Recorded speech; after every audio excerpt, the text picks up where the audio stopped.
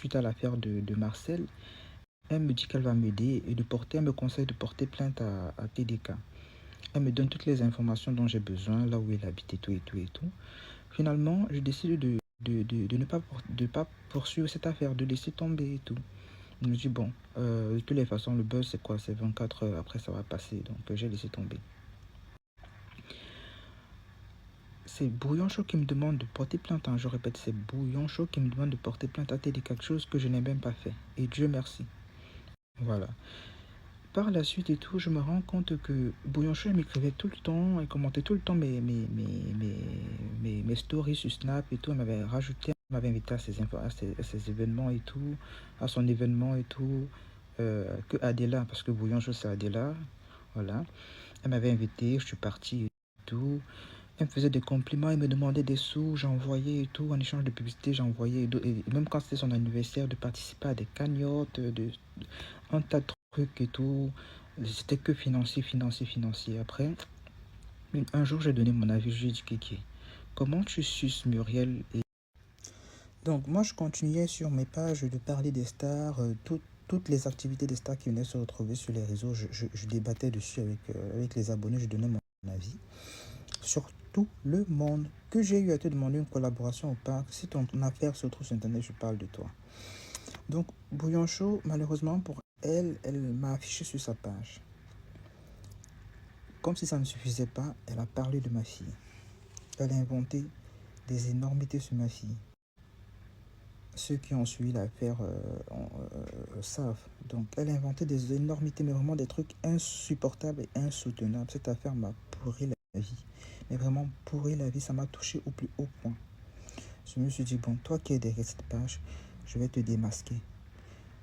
J'ai réussi à démasquer Bouillon Chaud. Je lui dis, mais attends, comment je pète un plan, tout ça c'est sur ma page Snap, je pète un plan, je dis, mais attends, Nathalie, comment tu peux être supporter une page jusqu'à relayer les informations qu'une page qui harcèle les enfants, insulte les enfants des gens, se moque des enfants, se moquer de mon enfant, se moquer des enfants de Cathy, Vanessa, se moquer des enfants de tout le monde, les femmes enceintes et tout, il n'y a pas de retenue en fait. Et je me dis, mais attends Nathalie, comment tu peux soutenir ce genre de page? Ça, c'est ce que je dis sur ma page Snap. Hein. C'est là où les gens se mettent à commenter et tout. Vu que j'avais démasqué qui était derrière le Snap Bouillon Chou, c'est là où tout le monde se met à commenter. Ça attire l'attention.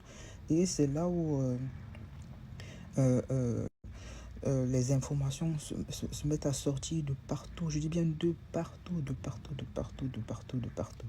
Et c'est là où on apprend que Nathalie sort avec le DG de la BGFI Bank. Quand je publie ça, Nathalie a m'écrit. Quand je publie cette information, Nathalie a m'écrit. Elle me follow, elle m'écrit. Elle me menace. Elle me dit que je la harcèle. Je lui ai dit, je te harcèle comment? Je parle de tout le monde. Elle me dit que je la harcèle, j'invente des choses sur elle, qu'elle ne sort pas avec le monsieur, le DG là. En plus que le DG là est marié, que d'arrêter, elle se sent harcelée et tout, qu'elle n'est pas enceinte, que je suis toujours en train de mentir sur elle et qu'elle va me porter plainte. Je lui ai dit, Nathalie, je relaie les informations des abonnés et les abonnés là, ils ne mentent pas parce que l'abonné avait dit quelque chose comme ça. C'est aussi, TDK aussi avait republié ça. C'est pour ça que elle et Muriel ont enfermé TDK.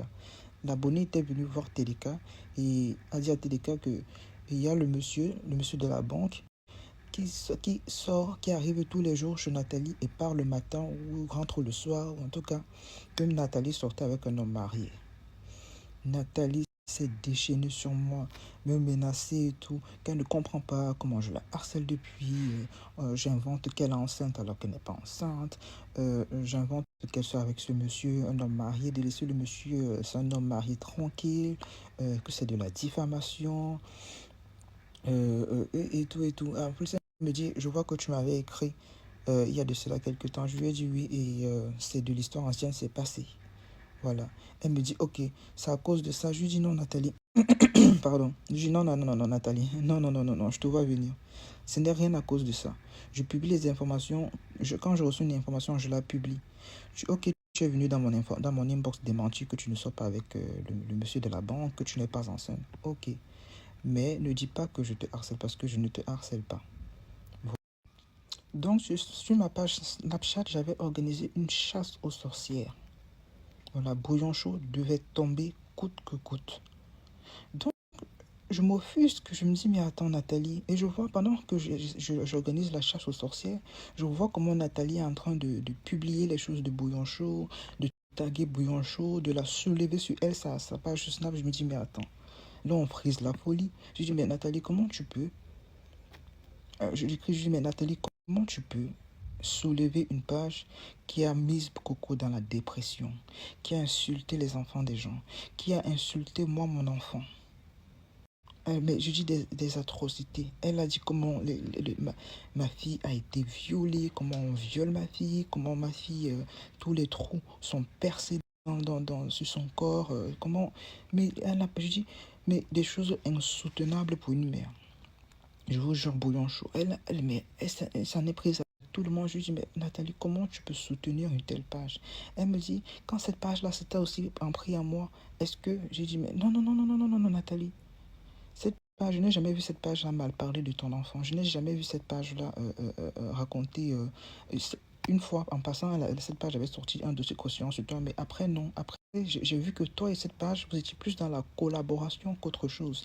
Je lui ai dit, je ne comprends pas pourquoi toutes les informations de tes amis avec qui tu traînes à des doigts là, leurs informations arrivent toujours sur la page Bouillon Chaud, sauf pour toi, sauf pour Muriel Blanc. Je lui dis, mais qu'est-ce qui se trame en fait? Est-ce que tu trouves ça normal et tout?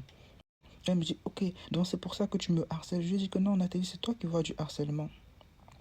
Je publie ce qui est vrai. Voilà.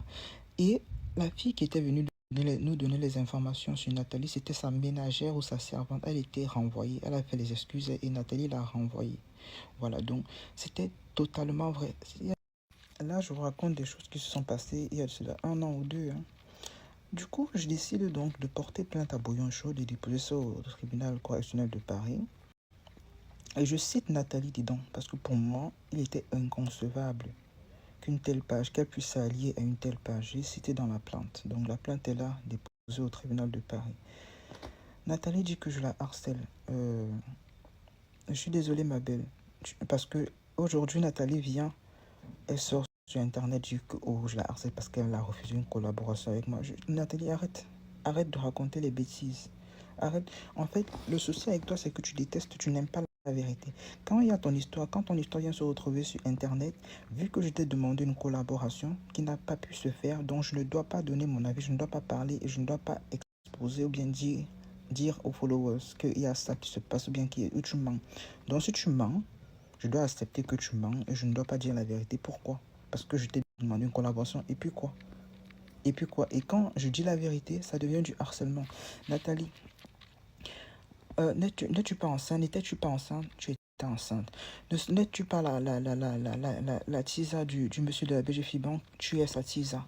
Donc, à quel niveau est le harcèlement? Tu sais, la diffamation, c'est raconter quelque chose qui est faux sur quelqu'un. Mais tout ce dont j'ai publié sur ma page est vrai. Sur ma page Snap te concernant était vrai, la preuve. Ton frère l'a dit. On a vu ça dans les écrits de ta mère. On a vu ça sur toi-même dans tes snaps. Il n'y a que le monsieur qui ne parle pas de toi, en fait, tout simplement. Mais sinon, ce que j'ai raconté était vrai. Ce que les abonnés sont venus nous dire et qu'on a publié était vrai. Malheureusement, comme tu ne voulais pas que ton affaire arrive sur Internet, tu as eu à enfermer tes cas avec les... Donc oui, je vous vois venir que je m'en prends, que je parle beaucoup plus de Sérapine et de Muriel. Oui, parce qu'elles ont enfermé un blogueur qui disait la vérité, juste parce qu'elle ne voulait pas que la vérité soit mise à jour.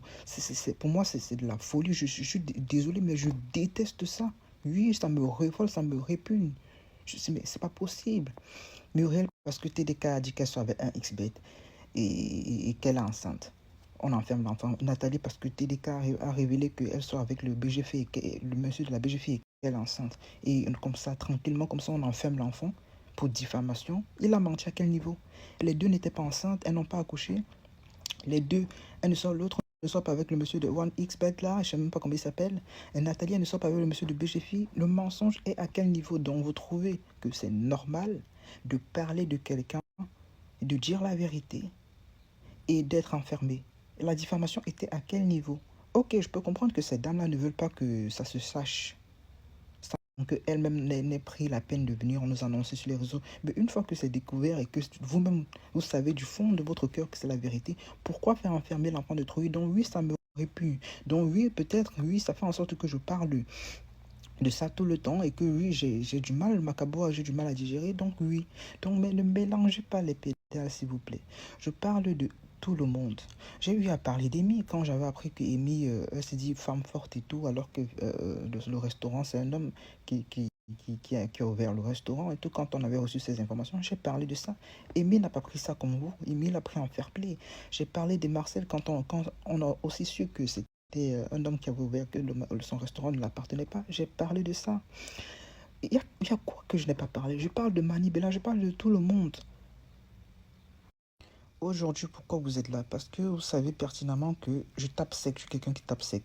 En gros, on reçoit une information, je viens, je vous donne l'information, je vous donne mon avis et je quitte dessus. Et l'information, soit elle est vraie, elle est toujours vraie de toutes les façons. C'est pour ça que la majorité de vous, vous êtes abonnés